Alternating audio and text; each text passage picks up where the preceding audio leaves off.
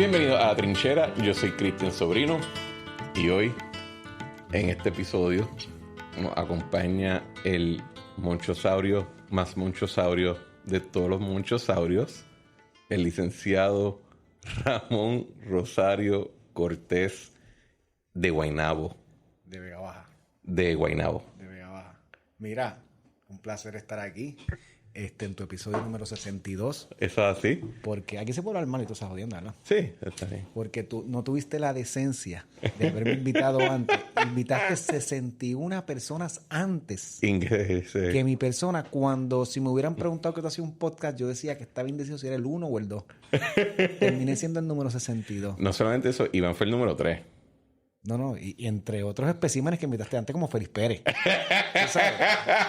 Si alguien me dolió, fue Félix Pérez. Tú sabes que, hablando claro, habían gente que cuando yo los invitaba, yo decía, Ramón va a estar encojonado con él. Bien molesto. Pero aquí estamos en el número 62. Pero llegó la hora. ¿Qué es esto? ¿El cuarto season? No, esto no es por season, esto es episodios corridos. Pero es que Ramón, tú eres una bala que no iba a gastar así fácil en la primera. No me la vas a vender, pero dale. Es la verdad. ¿Cómo estás? Todo bien, súper. Placer estar contigo. Un placer estar contigo también. Tú eres mi hermano antes de que todo. Yo te quiero con cojones.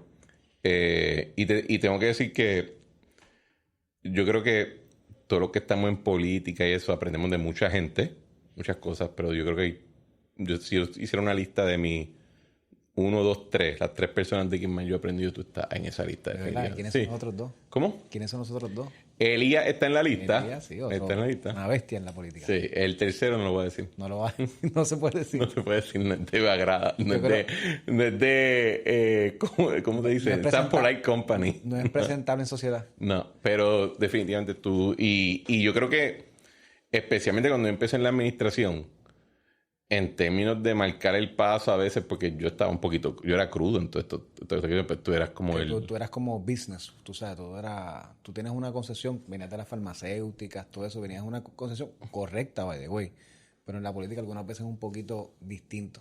Exacto. Y mira, lo que aprendimos los dos, los aprendimos a cantazos también. Sí. Y que yo también tenía... Yo siempre he dicho que uno de tus superpoderes es que tú puedes ser inteligente de una manera que no ofende a nadie.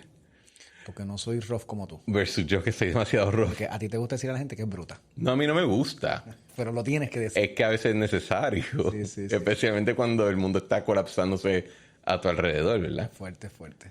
Moncho, ¿cuál es tu formación? Personal, pues yo... Porque ahora tú eres un guaynabito y no me importa cuánto tú quieras decir que tú eres de Vega Baja, tú eres de Guaynabo, tú eres nuestro. Jurídicamente se segregó una parcela de Guaynabo y pertenece a Vega Baja. Ese es donde está mi residencia. Yo soy de Vega Baja, papi policía, mami maestra, clase media normal, ¿verdad? No me faltó nada.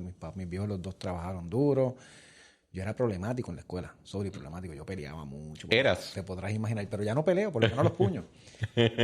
Aunque algunas veces me dan ganas. O te las ofrecen. O me las ofrecen.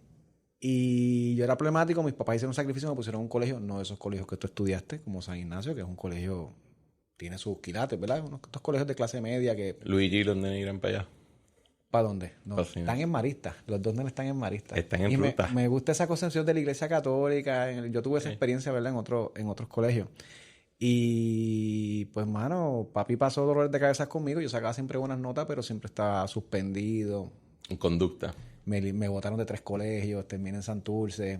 ¿En Santurce? ¿Tú ibas de Vega Baja para acá? En la Academia Santa Mónica. Allí en la Fernández Junco, aquí al lado.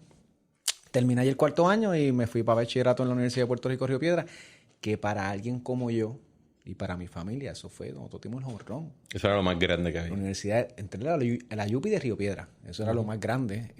Ciertamente es una gran universidad, pero pues cuando yo llegué a Derecho después vi que había gente como tú, que habían estudiado en universidades prestigiosas en otras jurisdicciones de los Estados Unidos.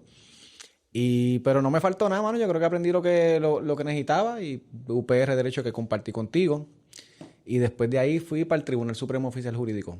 Ok, ¿de cuál juez? Rivera Pérez, que en paz descanse. Empecé en el panel. Tú sabes que mi primer trabajo en abogado me lo da Hernández Denton. ¿De verdad? Porque él me contrata para el panel central.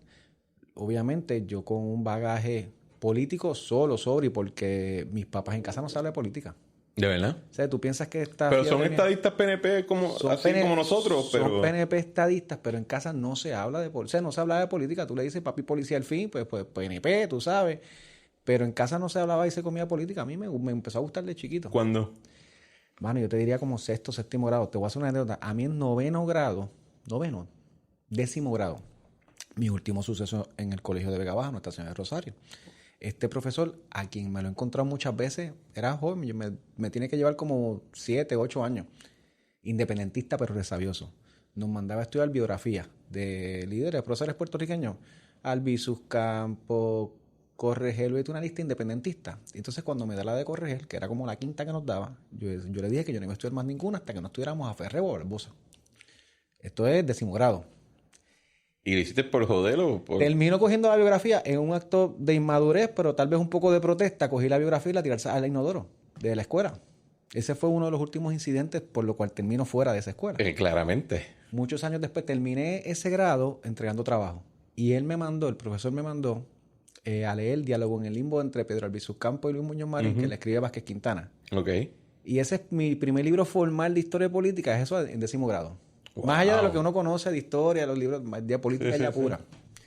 Y mano, me encantó empezar a leer un montón y me dio esa fiebre. Pero tú en universidad estudiaste relaciones laborales. Relaciones laborales. Que me tienes que explicar carajo ese bachillerato, porque para mí no tiene ningún sentido. O sea, Yo lo vi siempre como un prederecho. Relaciones laborales, lo que tú haces es estudiar toda la legislación laboral en Puerto Rico. ok.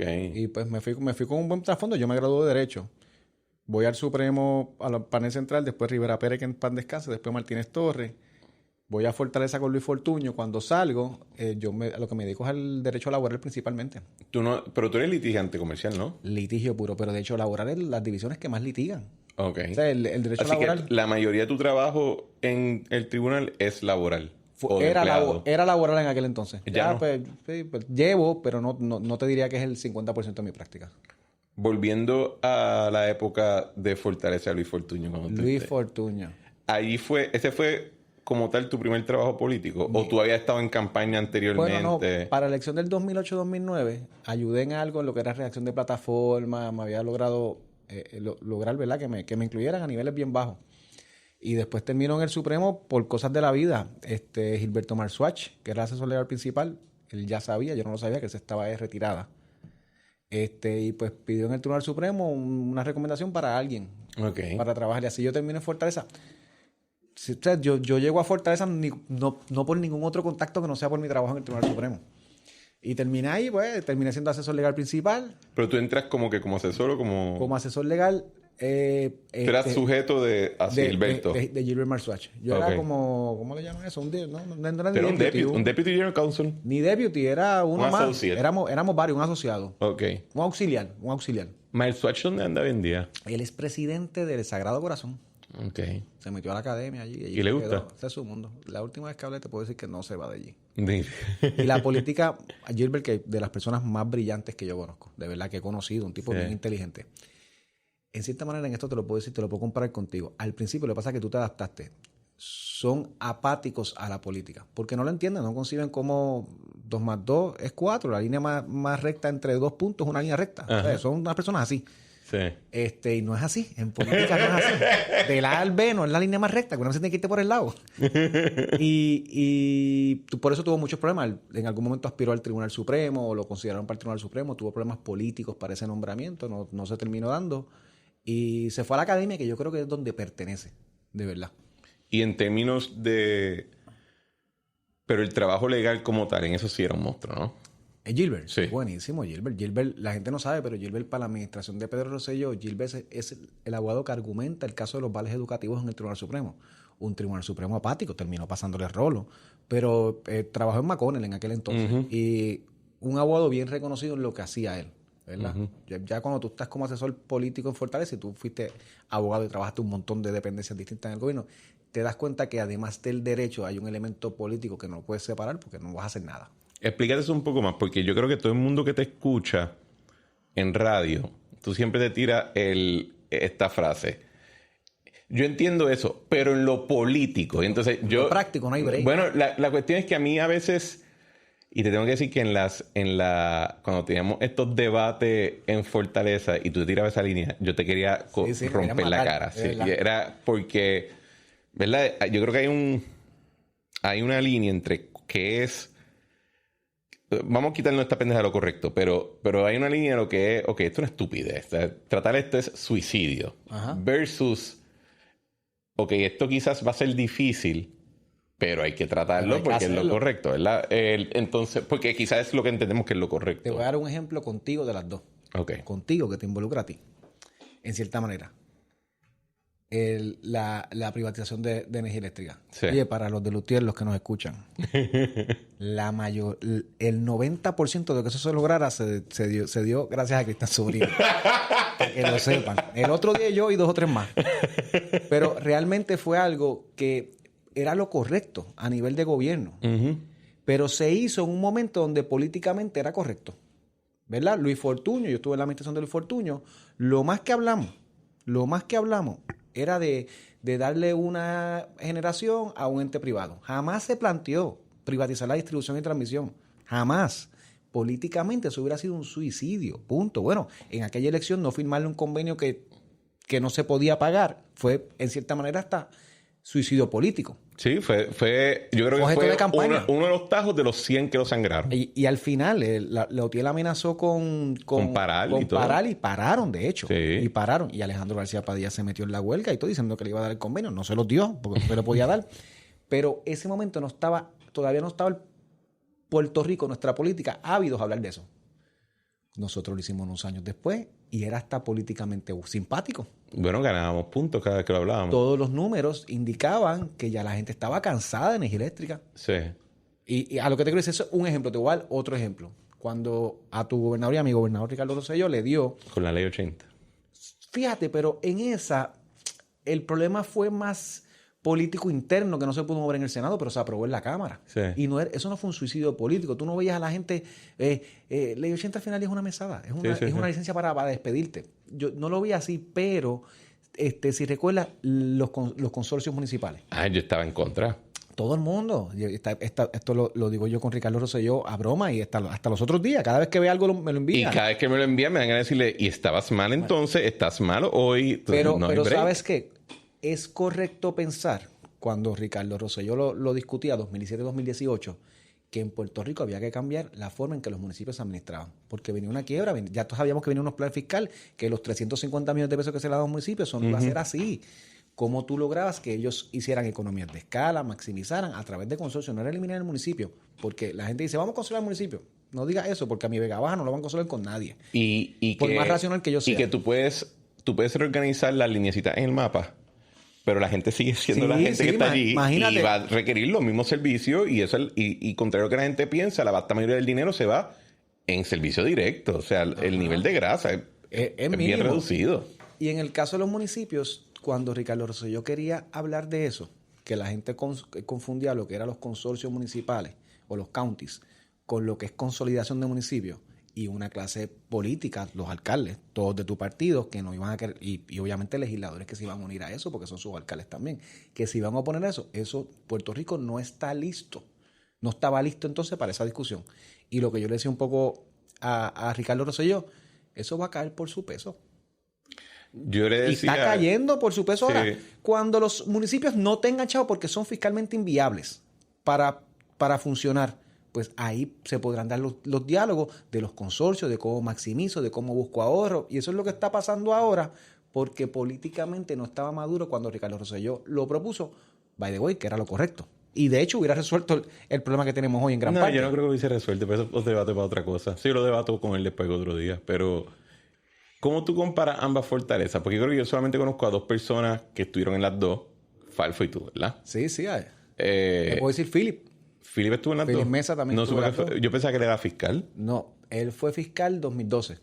Luego, pero él fue asesor legal, legislativo. Ok, pues Filo definitivamente. Entonces, ¿cómo tú comparas las dos? Los tiempos, el estilo. Porque me interesa... Vamos a hablar de tiempo. Porque la época de Fortuño también, pues era la fortaleza no solamente de Luis, era la fortaleza también de Marco. Que fiscalmente era otros 20 pesos. Tenías más retos incluso. De hecho, empezaste con Ley 7. Políticamente Marcos llega al final.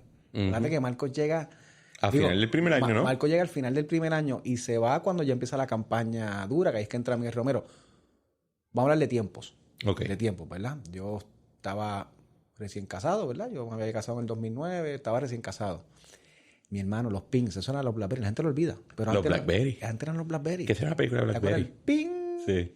Pues ese ping sonaba de 3 de la mañana a 12 de la noche. Todo el tiempo. Y tú tenías que tenerlo sonar para poderlo coger. Y mi esposa, olvídate, mi esposa... Te quería matar. Y años de campaña, ni se diga. Pero en cuestión de horario, una de las cosas que yo diferencio mucho, Luis Fortuño se levantaba bien temprano. 4 o 5 de la mañana. Tú sabes que Ricardo Rosselló... A 3. 3 y pico de la mañana se levantaba bien temprano. La diferencia, Luis Fortuño dormía. A las 9 de la noche había que tocarle para que él bajara de la mansión a firmar algo porque no había manera. O sea, él se acostaba temprano como parte de su disciplina y necesitaba dormir horas. Ricardo Rosselló, yo creo que, de hecho, yo creo que él lo dijo también en una de las entrevistas. Eso yo creo que le afectó también. Sí. No dormía, él estaba hasta las 12, 1 de la mañana chavando con cosas. Y en cierta manera tratando de manejarlo todo al mismo tiempo. Y se levantaba temprano. Y cuando tú le cortas horas de sueño a ese tren de vida, pues tú sabes, vas a tener un efecto natural. Eso es lo primero que te lo cambió. Y también a niveles de estilo. Luis era una persona más comedida. Yo creo que el que sacaba el látigo era más Marco. Incluso hasta con su relación con la legislatura. Luis Fortuño era... Yo una vez Marco me dijo, no, porque tú sabes que nosotros teníamos controlado más o menos la legislatura. Con Luis Fortuño. Bueno, no necesariamente. Es que nosotros decidimos como parte de estrategia que lo que dijera la legislatura se iba a dar. Ok. Y eso es otra diferencia. Ricardo Rosselló, te lo decía, yo es que el gobernador soy yo, y aquí voy a nombrar yo, y que haga lo que quiera. Pero yo soy el gobernador. Y eso, pues, ciertamente tuvo también sus diferencias y sus roces en la legislatura que no se vio tanto. Con Luis Fortuño, por lo menos en la segunda etapa de la administración de Luis Fortuño, no se vio tanto. Y en términos de la Junta, ¿cómo cambió? O sea, yo a veces hablaba con Caco cuando estaba en la Junta. Decía, el jefe. Caco era la Junta. Esa era la cosa, que era como que, ¿cómo? Y yo le decía, ¿y qué tú hacías? Porque, ¿verdad? Hasta cierto punto, cuando nosotros bregamos con la legislatura, pues, hablabas con presidente de cada cuerpo, quizás hay un senador, un representante que es especial para el tema, hablabas con esa persona, pero lo demás, yo lo bregaba internamente, pero Caco me decía, no, cuando había presupuesto, tú no te ibas de allí porque va y te metían ahí $1 billón de pesos sin que tú lo supieras. Porque había una garantía. Hoy tienes la Junta que tú sabes que no pasa nada. Los presupuestos eran complicadísimos. Y Caco se convirtió en parte en la Junta. O sea, Caco era el que decía que no, los antipáticos, que tú cogiste un BF, que además de la energía eléctrica, Sori también liquidó el BF. También. O sea, para que vaya la gente anotando. Y varias otras cosas. Cosas. Pero el BF, que de hecho yo siempre relajo que hay mucha gente, Iván le da con que DACO hay que cerrarlo. y que hay que mandar a un funcionario a cerrarlo. Iván, si mandas a un funcionario a cerrarlo, salvo sea sobre. Siempre yo lo digo.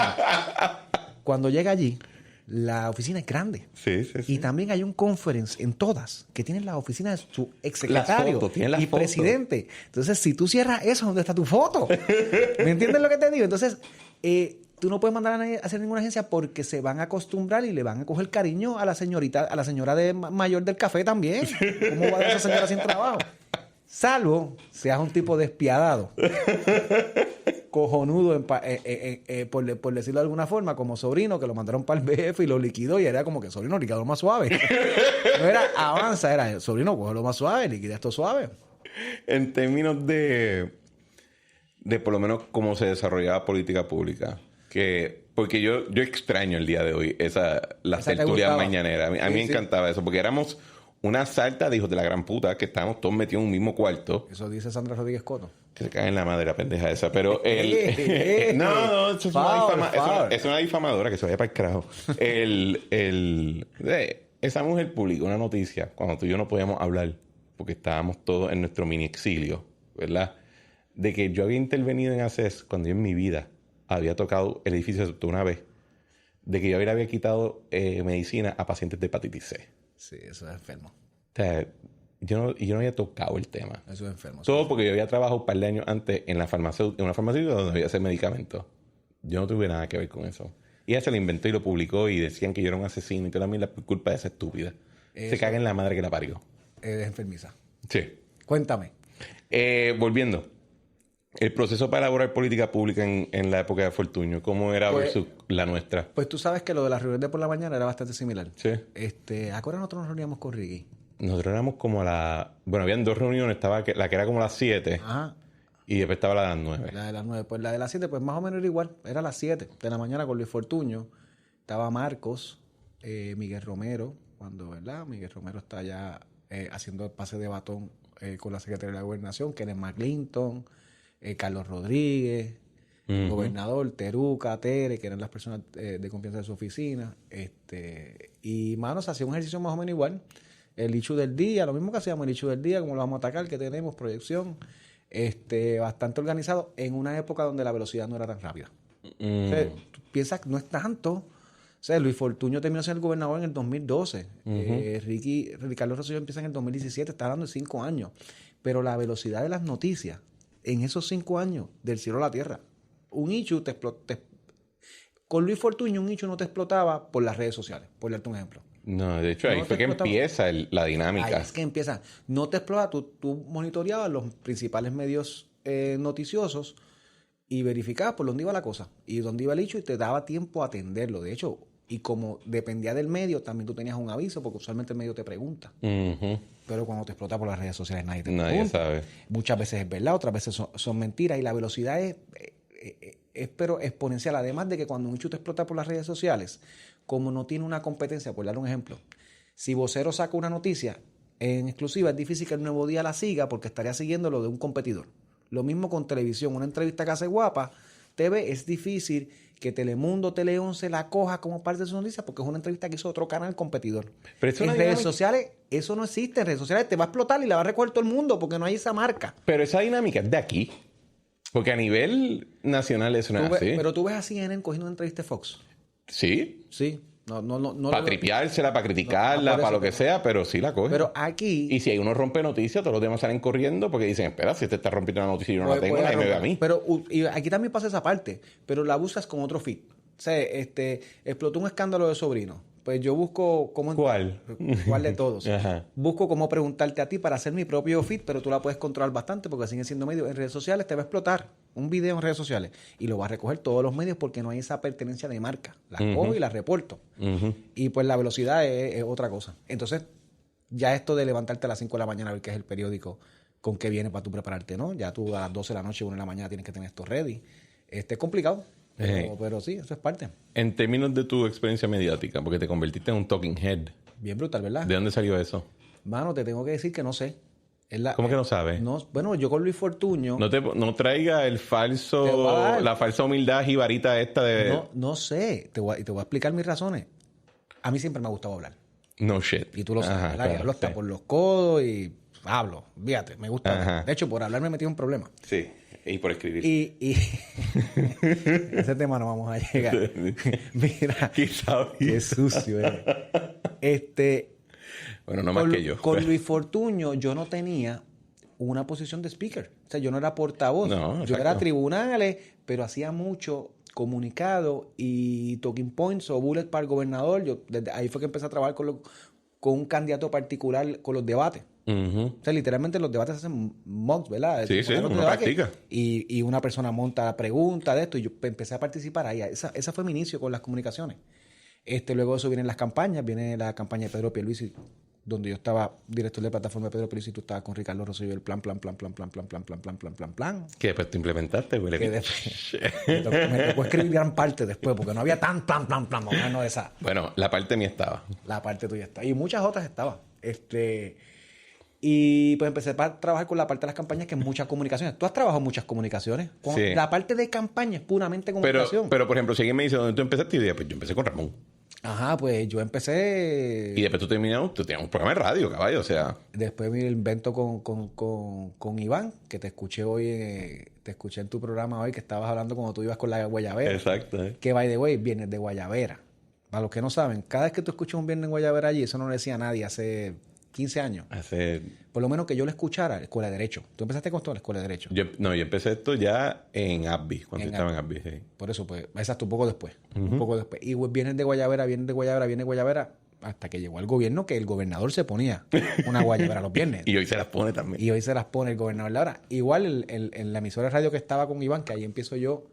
Digo, yo empecé con Dávila Colón en el 2013. Tú eras parte de los paneles. De los paneles de Dávila Colón desde el 2013. Yo terminé con Fortuño y después pues tenía un día en Dávila Colón y con Sin Colores. ¿Te acuerdas del programa de Sin Mega TV? Colores. Que iba justo antes jugando pelotadura cuando estaba en Ana Geméndez, en el canal de Ana Geméndez. Ese era Sistema TV. Sistema TV. Pues había un programa que se llama Sin Colores. Ok. Que ahí iba Armando Valdés, iba... a ver si me acuerdo quién más, Roberto Prats, Luis Enrique Romero. Y pues ahí ya la exposición la tuve. Obviamente con la campaña se llevó a otro nivel, porque la guerra esta de Ricardo Rosselló y Pedro Pierluisi al principio, pues había mucha exposición mediática. Y ahí gana Ricardo Rosselló, me llama, ayuda en la campaña, que estuve contigo ahí. Sí. Ganamos, porque teníamos que ganar. Y me llama Ricardo Rosselló para ofrecerme esa posición. De asuntos públicos y política Asuntos pública. públicos y política pública. Y pues asuntos ¿En públicos. ese momento inicialmente estaban juntas o se juntaron después? No. De hecho, esa posición... Porque creo que el último que la tuvo, el se primero crea- fue Víctor Fajardo, ¿no fue que tuvo esa? No, Chávez con eso. De verdad, No, Víctor Fajardo. pero ¿cuál? ¿De política pública? Las dos juntas. No, yo no creo que Víctor Fajardo haya tenido esa posición. No. Fortaleza. Víctor Fajardo era secretario de Educación. Es verdad, tienes razón. Dios mío. Lo estoy mezclando con alguien. Pero Héctor Ramos Héctor Ramos fue que fue secretario de política pública de Luis Fortuño. Ok. Pero esa posición se deja. De hecho, Luis Fortuño no tiene. Después de eso no tiene secretario de política pública formal. Y viene Eduard Sayas, que después se convierte en Exacto, secretario de sí. Asuntos Públicos. Viene Edward Sayas estuvo en educación. no ese. Ese es Eduard Moreno. Eduardo Moreno, creo. Eduard Moreno. El secretario de Asuntos Públicos primero fue el de Sila con Edward Sayas, espera, Edward Sayas Paul. fue el de la Junta. que es de la que Sí, tuvo que la ahora Junta. está en el DMO. Ahora está en el DMO. Pues vino Otra de mis criaturas. otra de tus criaturas, ¿verdad? ¿Y cómo se peleaste con 2 o 3? Tuve que Hay intervenir. algunos que no me perdonan Todavía. todavía. ¿verdad? Y por tu culpa también no me perdonan a mí. Pero A no ti me te importa. echan, a nosotros nos echan, hay gente que piensa que nosotros... Lo votamos. Yo sé de quién estás hablando, pero anyway, no fui yo. No fue personal y no fuimos ni tú ni yo, desafortunadamente. Colbert, se crea para Colbert la posición, con Sila. Ah, ok. Que vuelva a hacerlo con Alejandro, secretario de Asuntos Públicos, pero usualmente o tenía secretario de Asuntos Públicos o tenía política pública. Entonces, pues ese mix se da más con Ricardo Rosselló. Y ahora nada más hay asuntos públicos, no hay política pública. Sí, hay directores de comunicación de asuntos públicos que no tienen la misma función, porque aunque trabaja los de las comisiones igual, no es el portavoz principal de la Fortaleza hoy. Que, by the way, es una de mis críticas al gobernador. Y yo sé que está la secretaria de la Gobernación, que está en los medios. Hace falta alguien full time, bregando con los medios y dando la cara y resolviendo cuando hay ichu y eso, para uno balancear la comunicación en un mundo donde las comunicaciones son sumamente rápidas. Un ichu no espera que 3 días después el gobernador tenga una conferencia de prensa. Tienes que atacarlo desde antes, primero, para que no se te vuelva una locura de 3 días, y después para cuando el gobernador en 3 días vaya a una conferencia de prensa, se cubra lo que él quiere comunicar y no el ichu que no se ha atendido. ¿Tú alguna vez pensado en correr para algo? Nunca. ¿Por qué? Además de que mi mujer me mataría. Vamos a No, pero empezar por aparte de que Claudia te asesinaría, estoy de acuerdo. Te ¿Y tú asesinaría. conoces a Claudia? Y creo que sería sangriento y ahí. Y tú la has conocido, y ¿verdad? grotesco. Y Claudia, sí. Sí, no, creo que... o sea, y creo que va a sufrir. Jack el Destripador. Habrán gritos. Jack el Destripador tiene pesadillas con Claudia. Así mismo es. Pero no es por fea, es muy linda. No, es, es por, linda. es por lo agresiva y violenta que va a ser. Hije puta. Mi amor, te amo. Porque nunca has pensado en correr en algo. Y a mí me lo preguntan también y yo como que... Te lo voy a dividir en varias fases. Yo respeto mucho a la gente que lo hace. De hecho, yo me acuerdo que tú en una entrevista dijiste que tú quisieras ser Como Georgina Navarro un día, sí. Y yo coincidí contigo en eso, porque es una persona que todos los días tú y yo hacemos las cosas, que tú lo explicabas un poquito, porque la gente lo rápido lo quiso sacar. Tú y yo hacíamos las cosas como funcionario ejecutivo y no pasamos crisis si lo estamos haciendo bien. Esa persona se ha expuesto por cada 4 años y su gente, no lo que hable la mierda que hable la gente por afuera, su gente vota por él y lo elige. Respeto esa parte. Creo que ya, tal vez por las comunicaciones, porque todo está tan polarizado, bueno y malo, que ya no te da algo bueno. Por darte un ejemplo, en los 40, 50, 60, 70, tú ser un senador o ser una figura de respeto. Usualmente los pares eran personas bien educadas o que conocen de algo en particular, de un tema bien en particular. Hoy en día no se ve así. Yo he estado leyendo muchas cartas de gente de la época que tú haces referencia.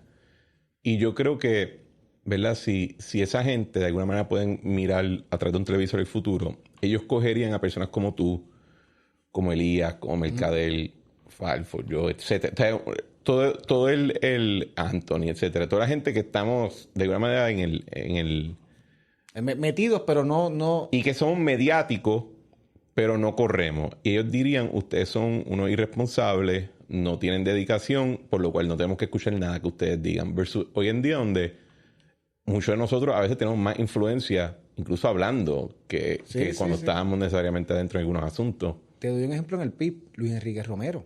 ¿Tú conoces a Luis Enrique Romero? Un muchacho joven que estuvo en los medios, yo lo tuve en par de pares, estuvo en radio. Muchacho joven de nuestra edad, abogado, exitoso, bien inteligente. Tú le haces la misma pregunta y dices, no hay break. No hay... Y está la parte de que ya no tienes ese reconocimiento que tenías antes. ¿Sabes? Yo me fui para el Tribunal Supremo cuando yo escogí el trabajo. A mí me habían hecho una oferta en un bufete de Atorrey, que era el doble del salario. Pero dije, pero yo voy al Supremo, hago una experiencia de 2 años, como el que se va a la maestría. Y pues le voy a sacar algo en el futuro. Pues a una posición electiva hoy en día no estoy seguro. Segundo, la parte económica. Yo tengo 2 hijos, papá, tú sabes, colegio. Y vive en Guaynabo. Y vivo en un terreno segregado de Guaynabo. Ajá. Y realmente económicamente no hay manera. Cada vez que la gente, cuando empezaban con la ñoñería esta de vamos a bajar el salario a los legisladores, que Alejandro García Padilla, politiqueando a mi juicio, lo hizo. Le bajó el salario. Primero que se fue Eduardo Ferrer. Pero yo creo que lo que hizo... Porque no podía con el salario. No, pero ahí voy a defender un poquito a Alejandro, porque yo creo que él quería ser el legislador ciudadano. El legislador ciudadano. Y en respuesta para no dárselo, la legislatura hizo la mogolla esta de que te quito las dietas, pero estás full time. Y te dejo 30% después del salario. Al final del día le terminaste bajando el salario. Correcto. De $70,000, que pues en un empleado asalariado eso debe representar $50,000 anuales, que para mucha gente eso es más de lo que gana y puede ser hasta suficiente. Para otra gente profesional que tiene sus compromisos, no. Y si esa persona tiene la posibilidad de la empresa privada hacer más dinero, pues va a preferir probablemente eso. ¿Quién termina en la legislatura? Los que pues tal vez en la empresa privada no tuvieran ningún éxito alguno, y eso es caviar. Y te digo que ese es otro elemento. Y el más importante, a mí me gusta la política estratégica. Me gusta lo de las campañas. Y el candidato nunca está haciendo una campaña como tal, se participa. Pero a mí me gusta más lo de la campaña. Es verdad, yo siempre decía, porque sé que Ricky era bien micromanager. Sí, en a todo. Un nivel... En todo. Y decía, recuerda que tú eres el atleta. Y el atleta tiene un coach, tiene un equipo, tiene un dietista, tiene un coach de capacidad física, no es el del deporte, tiene uno que... O sea, el atleta en verdad no se siente a hacer toda esta mierda. O sea, tienes que confiar en tu equipo. Y yo creo que con el tiempo él fue soltando un poco. Y un candidato, y sí, mejoró un montón desde cuando yo empecé al final. Sí, digo, tú creces también, además que te tocan más cosas en el plato. Y creo que él estaba también creando relación con muchos de nosotros, porque yo estuve con él en la campaña, pero él y yo no teníamos la relación de trabajo con la que terminamos. Sí. Y lo otro, el candidato no participa usualmente en lo que es la campaña. Y esa es la parte que te gusta a ti. Y esa es un opposition, atender un tema particular, cómo desarrollar una plataforma. Esa parte también, te lo digo, la parte de las conexiones me apasiona. Y hoy en día yo hago esto como digamos, por hobby, básicamente porque mi trabajo full es... Yo soy abogado, llevo casos al tribunal, es lo que usualmente hago. Que cuando lo hago, Sobrino me sustituye en el programa. Y creo que lo hago muy bien. ¿Sabes que eres el favorito? No, eso es un anime. El favorito que me sustituye a mí en el programa es Sobrino. Algunos escriben Salti y quédate que se quede Sobrino. Pero... A Leo le hacen lo mismo. Pero... No que se salga, sino que me traiga todos los días, pero yo tengo que trabajar y... Sí, es fuerte. Es fuerte. Fíjate, en esa línea, Ramón, si... Cuando yo entro a todo este revolú es porque Jorge San Miguel en Olivorges, que estaban dirigiendo el comité de plataforma... Que estabas allí, ¿verdad? Para ese tiempo. Yo estaba allí y dice, Cristian, tú sabes de salud. Yo era todavía medio independentista para esa época y me meten en todo el revolú. Tú hiciste la transición de Carmelo Ríos. No sé si fue a la misma edad. No creo que fue la misma edad. Yo creo que él la hizo más joven que yo. Pero una transición de que... De independiente no sé si por la misma razón. Y San Inocencio vino al revés. Creo que era estadista y terminó de verdad, eso es bien raro. Para que tú veas que las enfermedades... Díaz Olivo está un poquito a veces se da un trago y se pone así también. Pero... se pone bohemio. Sí, se pone nacionalista. Una vez que yo me acuerdo que él estaba en la radio casi proclamando la República y yo le escribo suave. Lo suave. Te iba a preguntar si alguien fuera un chamaco fuera donde te dije, mira cómo yo me meto en este mundo? Yo quiero ser como tú, Ramón. ¿Por dónde empezar, verdad? ¿Por dónde empezar? Porque por lo que tú dices, La entrada es tu complicada. entrada fue un poquito accidentada, la mía lo fue definitivamente. En parte son suertes, o sea, son cosas que la vida te presenta, la cogiste y te quedaste ahí. Exacto. Pero la mía, por ejemplo, imagino que hay gente que se le hace más fácil. Por darte un ejemplo, y yo no soy como Iván, que vive con este complejo. El hijo de Hernández el nieto de Hernández Colón, Pablo José, el mismo Ricardo Rosselló. Sí. Son personas que entrar al mundo de la política por antonomasia, ¿verdad? Se le va a hacer más fácil porque lo conocen, porque pues... Sí, lo aprenden por osmosis porque está cerca de ellos, pero... Y la entrada también, porque Sí. donde tú tocas la puerta, usualmente, yo creo que tú también, uno entra por la parte de plataforma, quiero aportar algo, redacción. Pero eso no hay, ya yo no lo veo como lo vi en Como esos era años. más organizado, no lo ves tan organizado. Sí, como por ejemplo, vamos para elección el año que viene y si alguien me dice quién es el que dirige la plataforma de gobernador. Hay un instituto de política pública que el PNP tiene, que lo tiene Paco González, que es el Ok. director que, by the way, esa era la posición que yo tenía Exacto, en la sí, sí. administración de cuando Pedro Pierluisi era presidente después del 2013. Y eso es lo que trata de mantener vivo esa parte de... Y digo, también este elemento de la primaria, ¿verdad? Nosotros desde temprano, 2013, 2014, tú sabías que Y era esa. la primaria venía entre Pedro Pierluisi y Ricardo Rosselló. Y pues eso te obliga también a hacer estos procesos de plataforma inclusivos y eso como parte de la... Sí, porque de la está carrera. acumulando talento, está acumulando apoyo, Y que- quién tiene esta postura versus otra. Y antes de tiempo tienes que empezar a hablar de propuestas. Pero nosotros tenemos medio semi-primaria. Tenemos una guerra fría. Tenemos una guerra... Fíjate, eso es una manera de escribirlo, porque nadie Es dice... una primaria fría. Nadie tira el tiro, pero todo el mundo sabe que está por ahí. Que es contraste con la del 2013 al 2016. Que había tiro. Y yo me la gocé. Esa era Y la más hubo- cool del mundo. Pero también hubo momentos donde tú podías confrontarte. Te voy a dar el primer ejemplo. Te voy a dar el primero y el último, que fueron duros para mí. La primaria por la presidencia. Ajá. Que automáticamente Ricky postuló a Abel Nazario y el bando de Pedro Pierluisi en aquel entonces, Tommy Rivera Chat, que estaba también con ese candidato, era Aníbal Meléndez. Ujú. De acuerdo. de Fajardo, porque Tommy tenía una vicepresidencia, la segunda, que es histórico. Esa segunda se crea para evitar una guerra también, ¿De verdad? que era cuando Jorge Santini quería retar a Tommy. Carlos Romero Barceló dijo para la vicepresidencia, dijo no, vamos, o al revés, vamos a crear dos entonces y nos evitamos de esta pelea, no la vamos a tener. Pero la fuimos a tener con Ricardo Rosselló y Pedro Pierluisi, y ese es en el 2013 el primer cantazo político que le da Ricardo Rosselló a Pedro Pierluisi, porque dentro de sus delegados sacó elegido a la persona que él quería de su bando, versus la de Pedro Pierluisi, que era Aníbal Meléndez, que en paz descanse, el alcalde de Yo Fajardo. pensé que fue por servidores públicos, por Chu. Eso viene después. Esta viene primero en el 2013, esa viene la reorganización. Después tienes Y Chu tenemos en servidores Leo públicos. Díaz en San Juan. Leo Díaz en San Juan contra Miguel Romero. Esas son las batallas, y algunas las ganó también Pedro Pierluisi, pero las batallas grandes a nivel político de la base las ganó Ricardo Rosselló, terminando con la asamblea del 2014, para mí, a nivel conceptual, porque después de eso yo creo que Pedro se recuperó bastante, del 2014 en Arecibo, que es la imagen donde Ricardo Rosselló se trepa en los bleachers arriba. Sí. Y empieza a agitar las manos y todo el mundo mira, incluso cuando cuando el presidente del partido en aquel entonces comisión residente estaba hablando. Y de hecho que hasta hubieron abucheos y todo en el revolú de la primaria.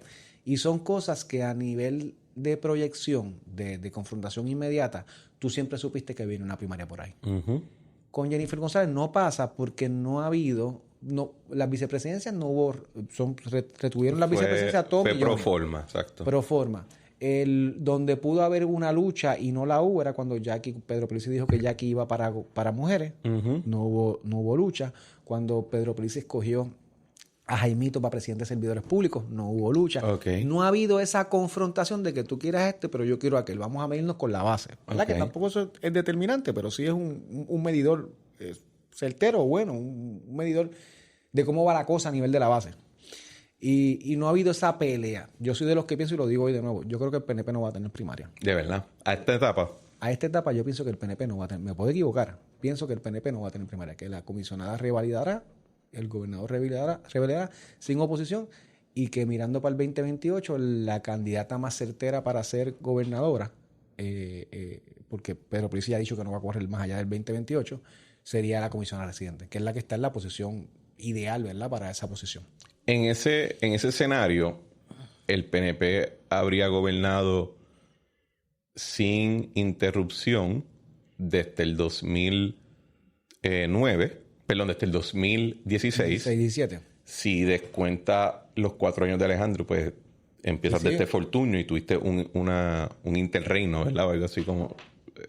Si eliminamos eso de la historia y vivimos felices esos 4 años. No, Si le porque... hacemos ese favor a la historia y lo eliminamos. y lo No, juntamos. porque fíjate, Alejandro, yo creo que hay algo que me gustaría hablar con él. Yo creo que si Alejandro hubiese gobernado los primeros 2 como gobernó los últimos 2, yo creo que hubiese sido diferente el cuento. Hubiera sido diferente. Yo creo que No creo que hubiese revalidado necesariamente, pero creo que quizás hubiese podido hasta correr. Y yo creo que la manera que lo tratarían a él en términos de discusión histórica sería diferente. distinto. Sí, creo que los primeros 2 años hubo una negación. Si hubiera atendido el problema de la deuda Yo creo que si hubiese sido... desde el inicio, como si un hubiese paro. hecho del 2015, lo que él hizo en el 2015, dice, estoy impagable. Entonces, si empezaba por ahí en el 2013, creo que la narrativa hubiese sido bien diferente. No sé si... ¿Verdad? También estoy haciendo historia alterna. Sí, pero en la historia, en la realidad paralela, en el mundo paralelo, salvamos las finanzas, te lo acuerdo. Eso es lo que digo que fue lo que les barató. Y vamos a bajar el IVA a 6.5%, te lo acuerdo. Sí, y no vamos a despedir a nadie. Y la nómina se plata. Sí, yo Y sé. vamos a respetar las pensiones. Pero cuando él dice todas esas cosas, en el primer año. Sí, primer Y año en el segundo, o en con- la campaña. Exacto. Creo que Con la hubiese sido campaña. diferente. Nada, ese no es el punto. El punto es que el reto es, para mí, institucionalmente, cómo se posiciona el PNP ante una posibilidad de que de momento se convierta en hegemónico. Y eso tiene unos retos de por sí. Y hegemónico en los parámetros que están ahora, porque Luis Fortuño perdió la elección del 2012 con 47%. Exacto. Con 47, casi la mitad de la población. Y Ricky gana con 43. Con 42 y 43. Estoy contigo. Y Pedro Pierluisi gana con 33. Ujú. A lo que voy es que el que hoy estemos discutiendo que el PNP sigue ganando, a pesar de los porcientos que sacan, de por sí es una cosa que el PNP tiene que replantearse. Porque esto es una realidad momentánea, ¿verdad? Que tienes un movimiento popular totalmente desolado, muerto, sin credibilidad. Tienes unos movimientos creciendo que le han llevado gran parte de su electorado. Y dentro de ese margen nosotros vamos a poder ganar la próxima elección. Si sacamos 37%, damos una pela. Es lo que yo le digo a todo el mundo.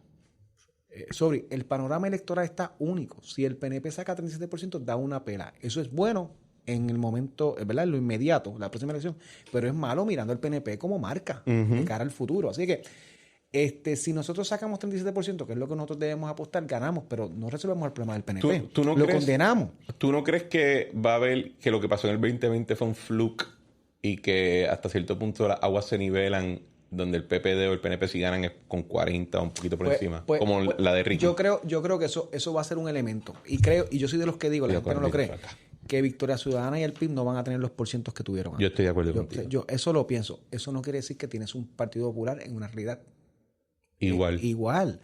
Que tú en una primaria de la presidencia hayas movido ni 60,000 personas a votar en todo Puerto Rico, es fuerte. Eso lo sacó Ricardo Rosselló, que escribían su nombrecito. Sí. En una elección de delegado congresional. O sea, un puesto que, para hablar claro, es un puesto que creamos para presionar la estadidad, pero no es un puesto no es un puesto congresional Claro, sí. reconocido a nivel federal. Y eso yo creo que es el principal reto que tiene el Partido Popular. Que tienes un Partido Popular que la marca murió.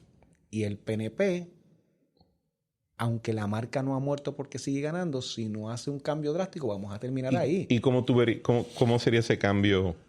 Yo creo, y yo miro esto a nivel de todo lo que está pasando en el mundo. Fíjate que las elecciones cada vez son más polarizantes entre conservadores y liberales. Ujú. Este centro que antes era lo correcto, ¿Qué es lo que estoy buscando? Eso es lo que quiero leer del libro de Ricky. De Porque, Ricky. cuando dice el centro radical, yo como, ay, señor. el centro radical, porque él dice sí, que es verdad. Sí, pero eso es bien Ricky. Es la tecnocracia pendeja esa que él ama. Pero sabes que te voy a tocar. Que todos nosotros siempre estamos agarrando. No he leído el libro porque no ha salido, Ajá. pero te voy a decir cómo voy a rebatir su teoría. Ok, dale. Anyway, volviendo un poquito antes, voy a ir con eso. Se está polarizando todo. La gente no le gusta esto de los grises ya. Me pasa a mí también. Es que no te entiendo. ¿Qué es lo que tú quieres? O sea, no, tú no puedes estar con Dios. Sí, me ha pasado contigo ya, hoy. Y la política es así. ¿Cómo es casi? A nivel mundial se está moviendo así. O en Francia casi gana el de derecha extrema o te gana el liberal. Está pasando en América Latina ahora. Sí. Y eso es... Y tiene que ver con las comunicaciones, ¿verdad? La velocidad de las comunicaciones también te Polariza. obliga. No, te voy a decir más. Y aquí voy con la teoría de Ricky, por lo menos su resumen es que los extremos son los que están moviendo toda la política en el mundo. Pero tienes un centro que es mayor. que no cree ni lo que uno ni lo que el otro. Entonces vamos a buscar ese centro radical, ¿verdad? Y tú sabes qué, yo no la compro. No es que hay un centro radical, en muchas cosas somos blancos y negros. Tú me dices a mi libre empresa. Yo soy libre empresa, capitalista, coño, capitalista. Socialista y comunista, por más que me lo vendan, no te lo voy a decir. Y en las comunicaciones, cuando yo escribo eso, pasa con el tema del aborto. Hace 20 años, ¿quién decía, o 15 años, quién se atrevía a decir que yo creo que el aborto se debe regular? Luis Fortuño. Ni lo decía públicamente, papá. Ni lo decía públicamente. ¿No? Igual, estadidad. Las campañas del PNP siempre escondían el tema de estadidad en la elección general. Lo hablaban en la primaria y eso. Porque los medios controlaban la narrativa. Okay. Los medios están en contra de regular el aborto, están en contra de la estadidad y hasta cierta manera, si tú decías algo, todos los medios te atacaban y tú percibías, el político percibía, que es de carne y hueso, que todo el mundo estaba en contra de él. Hoy en día tú pones un Twitter, yo quiero que que el aborto se regule y que no todo el mundo puede bajo las circunstancias y después de tantas semanas. Y hay un universo de personas que no tienen acceso a los medios que te van a validar ese mensaje. Sí, de hecho, y ahí tú ves. Y tú sabes que ahí que tú dices eso, tienes razón. Y tú sabes que el ver que te dieron like a un comentario, eso tiene un efecto psicológico. Psicológico. El cerebro incluso suelta dopamina. Tú físicamente sientes placer en ver tu like. Entonces, yo a veces hago el comentario de que tú ves estas personas que yo tengo la teoría de que son posibles estrellas, pero que se van en un rush de dopamina y se van por el rico. Y se van por el porque no saben cómo no lo saben controlar. Uh-huh. Igual está, y míralo, de hecho, Donald Trump es el que crea esta pendejada. Donald Trump de momento tienes una persona diciendo las cosas que mucha gente en Estados Unidos, para bien o para mal, piensan, pero nadie decía porque no era políticamente correcto, pero él las dice, lo sacan de todos los medios y en las redes sociales que crecen con él. De momento tú ves que tienes un ejército con esos mismos pensamientos. Uh-huh. Entonces, llevas a las personas en verdad a pensar o en un polo o en el otro y dejarse los grises. De hecho, Luis Javier, el candidato el presidente de la Asociación de Alcaldes del Partido Popular que corrió para la presidencia, búscate su Twitter. Yo lo estudio porque es bello. Todo es paz mundial, no dice ni ji ni ja. Y como tú miras, 5 likes, 2 retweets, un alcalde, presidente de la Asociación de Alcaldes y candidato a la presidencia del Partido Popular hasta hace 2 o 3 semanas. Y tú decías, pero ¿por qué no tiene ninguna razón? Coño, tu mujer tiene que darle retweet a esto, tu hijo, el otro. ¿Me entiendes lo que te quiero decir? Y llegas al punto que te vuelves gris. Sí. Entonces la gente eso, pues... A mí me pasa, yo lo veo cuando yo estoy en medios, o sea, cuando estoy con Leo o en tu programa, lo que sea. Si yo vengo muy templado, te digo, qué bueno. Sí. Qué bueno. Si es de esos días que me cogieron virado, el share, yo lo veo, o sea, la gente... Pero sí creo que Ricardo quizás tiene un punto en que aunque eso es bueno mediáticamente, una vez te sientas en la silla, pues tienes que tener un poquito más cuidado. No, claro, que tienes que evitar también la rebelión. Exacto. ¿Sabes? Eso pasa. Eso no significa que hay un centro radical, es lo que te quiero decir. Lo que digo, y la teoría de la leeré, tiene fórmulas y todo eso. De hecho, si está escuchando, estoy esperando el PDF para editarte, lo avanza. Lo va a escuchar. Y las grafiquitas, tiene que tener uno todo estudiado. Muchas es un científico grafiquitas. de preparación, es un científico, yo lo respeto mucho por eso.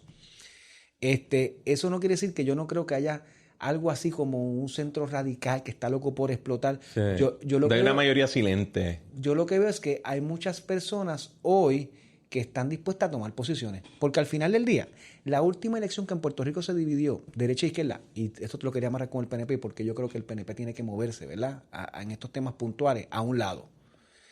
La última elección que fue así, derecha y una unión de la izquierda, y digo derecha, no piensen en el fascismo, estoy hablando, en el caso de Puerto Rico, la relación ideológica la relación con los Estados Unidos es un elemento. Y lo otro es cómo tú atiendes a la parte de comercio, libre empresa, capitalista versus los pelú que no quieren que se gane, por ponerlo de una manera sencilla. Pocosa, sí. El PNP, la última elección que tuvo así fue la de Luis Fortuño.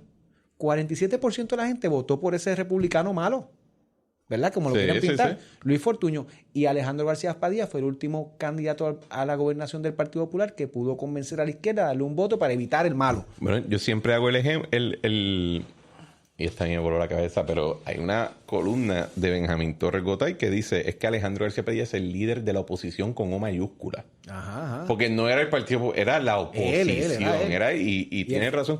Pero entonces, ¿cómo un partido de coalición, que es el PNP, porque tenemos... ¿Coalición con quién? Bueno, porque es coalición en el sentido de que demócratas y republicanos coexisten en el PNP, cuando a nivel federal se estarían sacando los ojos. Porque allá hay demócratas y republicanos, aquí hay republicanos. ¿Cómo? Allá hay demócratas y republicanos, aquí hay republicanos. Y lo digo sinceramente, cada vez que yo hablaba con Ricardo Rosselló, Pedro Pizzi de política, vamos a hablar de leyes. Pero eso es lo que digo. Son ¿cómo es que le llaman ellos? Blue Collars. Los Blue Dogs. Los Blue Dogs. Sí, son el Blue Dog se extinguió. Pero, demócratas de centro. Chico, pero déjame rapidito, cógelo suave, que quiero hacerte la pregunta bien. El PNP es un partido de coalición en ese sentido, de que tiene un montón de gente. Entonces, si escoge un lado, ¿verdad? Dice, no, aquí no hay discusión, aquí es pro vida. ¿Qué hacemos con un Pedro Pierluisi, que es una persona que es muy liberal en esos temas? ¿Qué hacemos con...? Pero ¿te impresionaría las expresiones de Pedro Pierluisi en el tema del aborto? Es un ejemplo, chico. Sí, Lo que te digo es que, o sea, nosotros no en el PNP no podemos ser perfectamente dentro del encasillado, por ejemplo, federal ahora mismo. Hay decisiones sobre que como partido tenemos que coger. Apoyamos la estadidad, la cogimos ya, cheque. Esa es la fase. Sí. Esa es la fase. Número uno. ¿Somos libre empresa o más socialistas? Libre empresa, siempre ha sido la tradición. Fíjate, no es que los patronos mañana puedan agredir a sus empleados o no pagarle. Se habla de una regulación que incentive la libre empresa como motor económico, no que sea el gobierno, ¿verdad? Y esto yo creo que el PNP, tú hablas con muchos PNP igual que yo, el liderato legislativo y liderato de alcalde y liderato electo, yo creo que esto se puede vender y hacer un panorama claro. Totalmente. Pero ahora mismo no lo hemos podido hacer. El tema del aborto. No es que Puerto Rico, yo creo, Puerto Rico no piensa, como tal vez otras jurisdicciones de Texas y Florida, de que aborto no. Pero de que si yo digo que a las 28 tú tienes hasta las 22, 23 semanas para abortar y luego de eso, como un esquema tipo Robert Subway un poquito más modificado, yo creo que tú puedes convencer al PNP con esa posición. De hecho, yo creo que el Partido Popular en su mayoría está de acuerdo con eso. En Europa el promedio es 15 semanas. Pues así que yo creo que sí, pues Puerto Rico podría hacer lo mismo que Europa. Sí. Pero podemos tener una posición. Lo que te digo es que el PNP tiene que ya cristalizar, ¿verdad?, estos temas centrales. Y esto es lo que nosotros apoyamos, punto. Porque ¿qué está pasando? Tenemos un proyecto de dignidad que ha cogido mucho estos temas y políticamente nos han afectado. No porque nosotros no pensemos así, sino porque nosotros hemos perdido la oportunidad de ser cristalinos, ¿verdad?, de ser claros con los temas particulares. Y Victoria, ¿tú no ves que allí de alguna manera hay un espacio que se puede tumbar alguno que otro estadista? Victoria Ciudadana. Sí. Bueno, o la alianza. Yo creo que la alianza, fíjate, es lo más que... Hacer la alianza esa con el PIB es lo más que disuade a un estadista. Sí. Que yo creo que va a ser el evento. Especialmente porque el PIB suena medio republicano. Mira, Iván. Es Iván. Iván, ¿cómo que Iván, cabrón? Chico, porque acuérdate que yo estoy con Iván todas las mañanas. Me diste el nombre que es. Esto es como cuando si una mujer tu esposa te dice... No. Mira... Victoria Ciudadana y el PIB nos quitaron muchos electores. No a la magnitud que el Partido Popular, pero hubo mucho PNP inconforme por varias cosas. O por lo del verano del 19, o porque estaban en descontento como el PNP atendió el ICHU, o porque simplemente no le gustó cómo Wanda manejó la pandemia, lo que fuera. Uh-huh. Yo creo que eso no se va a ver tanto en el próximo ciclo electoral, ¿verdad? Un evento atípico en ese escenario. Pero Victoria Ciudadana... El elector gross, si hay un estadista que está con Victoria Ciudadana, es porque la estadidad para él no va a ser tan importante. O porque... Que es igual que te votaba por el Partido Popular antes. Sí, sí. Una persona que dice que es estadista, pero votaba por el Partido Popular. Y hay muchos. Pero, y no estoy diciendo que están mal, pero en su... Yo sí, pero... Pues sí, por eso, pero además de eso, en su nivel de prioridades de gobierno, la estadidad no está en los primeros. Si tú haces eso, y pues siempre lo va a ver, pero ese no lo vas a convencer nunca. Ese antes de Victoria Ciudadana votaba por el Partido Popular, es lo que te quiero decir. Sí. Ese no es tu elector. Yo lo que digo, vamos a ver nuestro elector. Tú dices que es como medio veleta. Medio veleta. Está siempre, no quiere irse con la manada, quiere estar... Sí, el que busca ser distinto. Interesante. Ahora que tú mencionaste lo del verano, pero una pregunta que no creo que te la he hecho ni en privado ni en público, pero ¿por qué tú decides volver a la radio y tener tu programa? Brutal, ¿verdad? Después de todo eso. Que te podrás imaginar que mi esposa no quería. Ajá. Yo, ¿verdad? Cuando regreso primero. Ahora tengo televisión, pero regresé primero por Noti1, por radio. Pues, mano, Alex Delgado un día me llama. By the way, que me habían llamado antes de televisión para hacer un segmento. Fue 2020. Y, pues, todavía estaba muy reciente. No, me había concentrado en el trabajo, la práctica... Y 2021, en enero, por ahí, o finales del 2020, diciembre, Alex Delgado se me acerca. Y me gusta, mano, ¿qué te puedo decir? La verdad, me gusta porque económicamente es un desastre. Pero empezaste bajito. Si yo en vez de... Siempre. Y terminé alto, ¿verdad? Y yo te decía, está haciendo un pussy. Un pussy. Los tiempos lo ameritaban. Y, mano, a ti te gusta. Si tú miras cuánto tiempo le dedicas, yo me levanto a las 5 de la mañana, 5 de la mañana, el periódico, para el programa. Tú lo haces cuando me sustituyes. Sí. Si tú lo sacas por hora, me voy para la oficina y gano mucho más dinero si lo facturo. Esto es un desastre. Es un desastre económico. Pero ¿sabes qué? Me gusta analizar los temas de política. ¿Sabes? Y con Iván, que tú sabes que Iván es un libro. Yo respeto mucho a Iván y lo quiero un montón.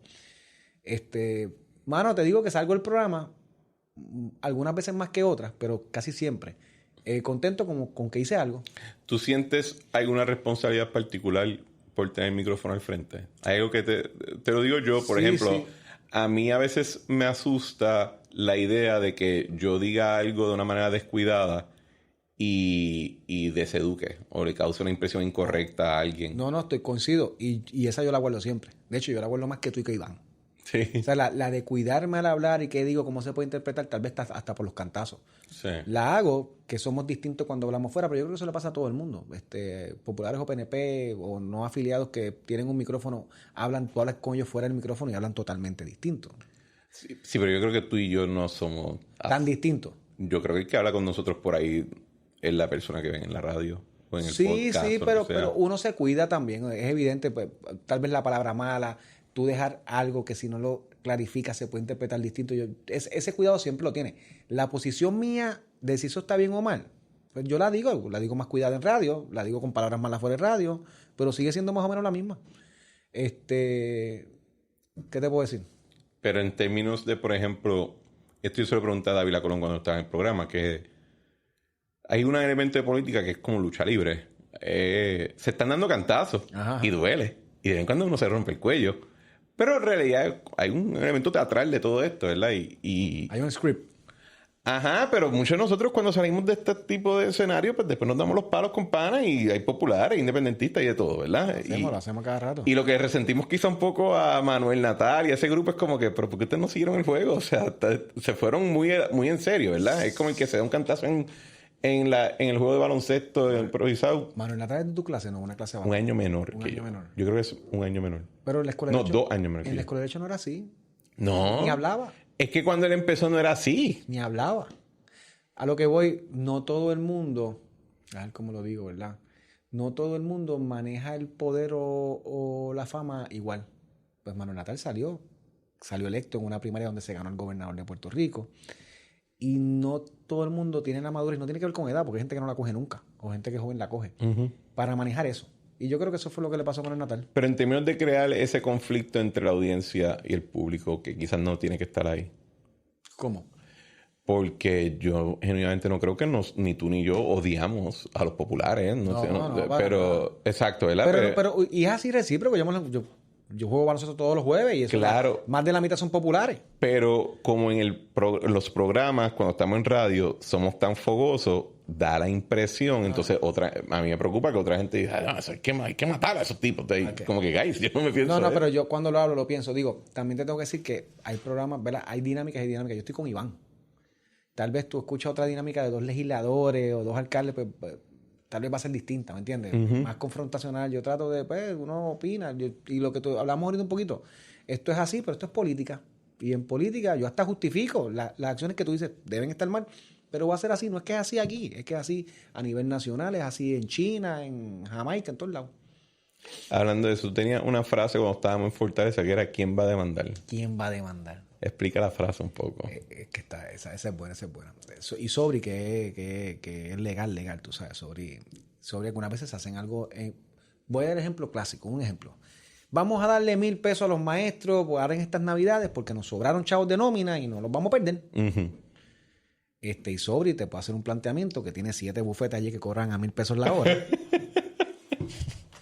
Todavía están allí cobrando. Sí, cabrón. $1,000 la hora que salió contra el primer memo. Ramón, no se puede porque la ley dice esto, aquello, la orden administrativa, para eso hay que hacer una enmienda constitucional. Ajá. La gran opinión. Exacto. Dice a Sobri, ¿quién va a demandar?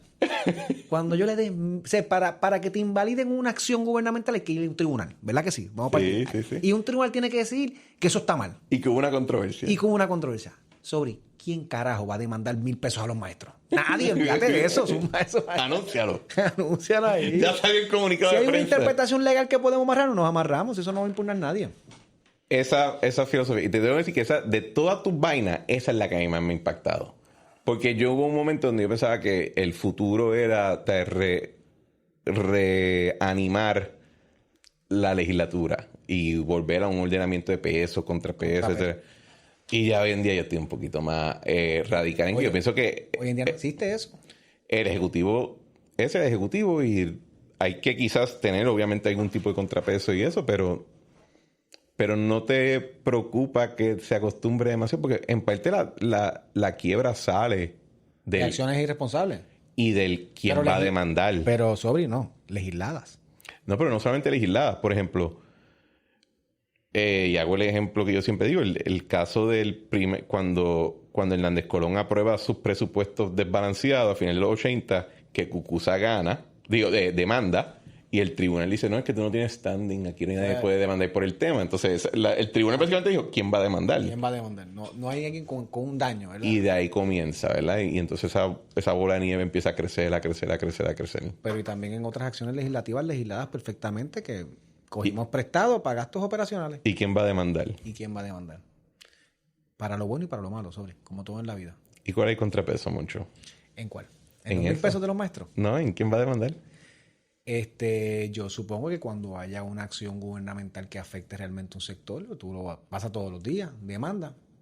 Nuestro sistema aquí no es distinto al nivel federal, sobre. Sí, pero ellos imprimen, chavos.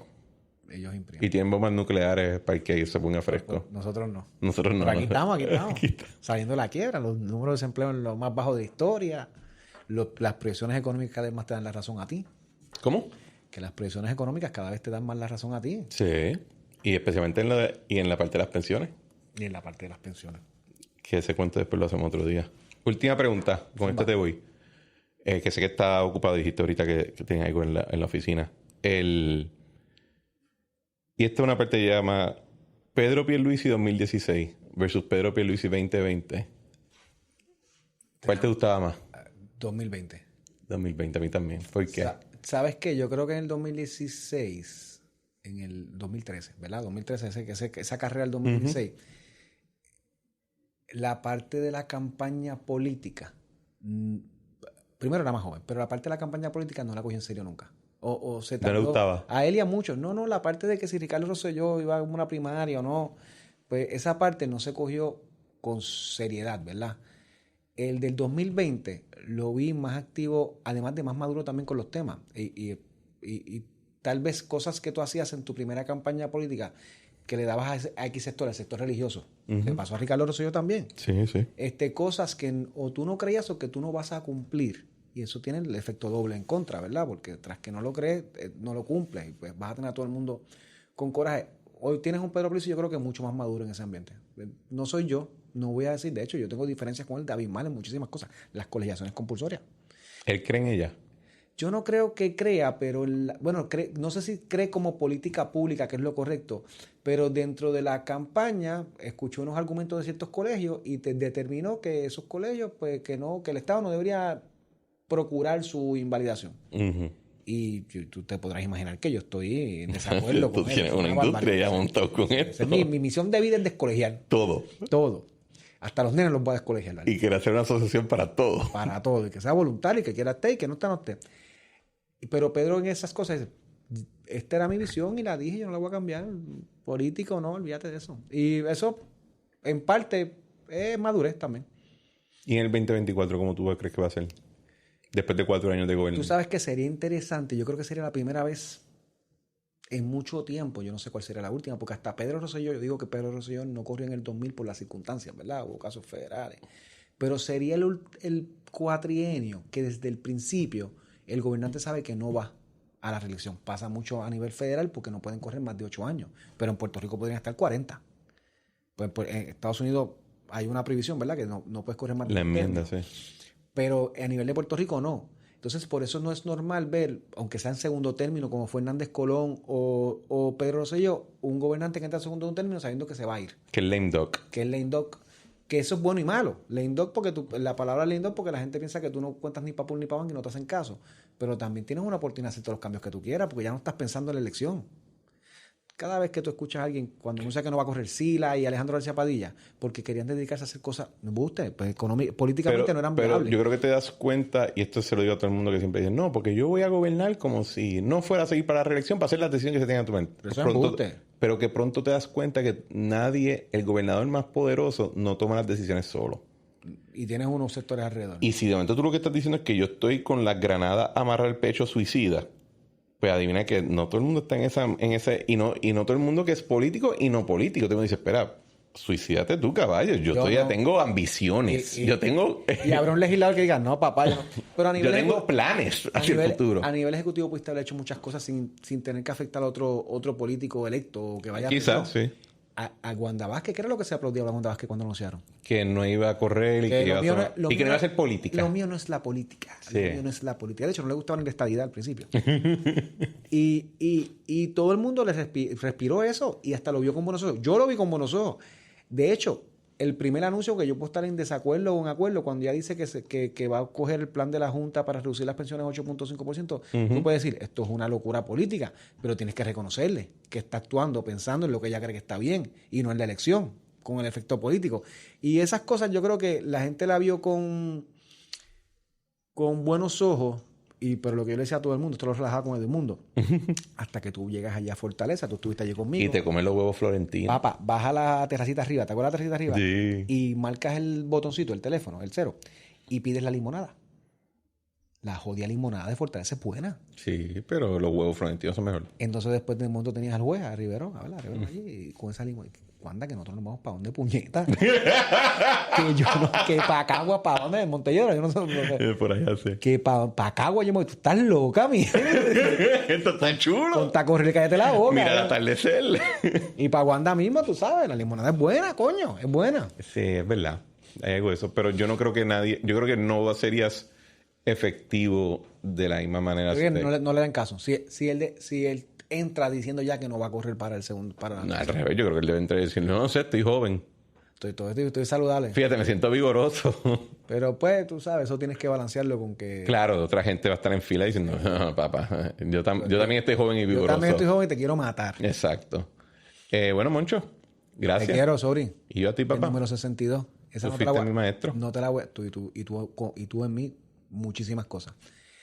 Esperaste 61 cabrones que vinieron antes que yo. Cabronas también. Y cabrones. Es que es inclusivo, pero es la E mayúscula. Sí. No, la E mayúscula inclusivo. Tú sabes que te van a cancelar por este episodio, ¿verdad? ¿Por qué?